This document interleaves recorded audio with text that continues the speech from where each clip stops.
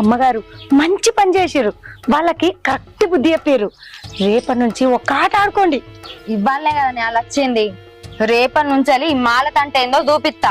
అది అమ్మగారు అట్లుండండి, ఎక్కడ కూడా తగ్గొద్దు. సరిపోదంపా. అరే కొడుక, అయిందేదో అయిపోయింది. ఈ కాడ నుంచి మనందరం మంచిగా కలిసి ఉందాం బిడ్డ. అర్థమైందా?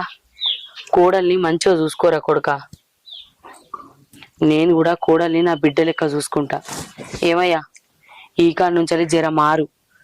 నువ్వు కోడల్ని నీ బిడ్డ కంటే ఎక్కువ చూసుకోవాలి. దాని దృష్టిలా నువ్వు చెడ్డ పేరు తెచ్చుకున్నావు. అదే దృష్టి నువ్వు మంచోని కావాలి, సరేనా? అది కాదమ్మా, నాకు అర్థం కాదు ఏంటంటే జైలు నుంచి వచ్చినాక నా తప్పైందంటే నా తప్పైందని అందరం ఒప్పుకున్నాం. అయినా కూడా దానికి ఇంత పొగరు. మనం అది చెప్పినట్టు వినాలన్నట. ఎందుకమ్మా? చూడు బిడ్డ, అది కోపానికి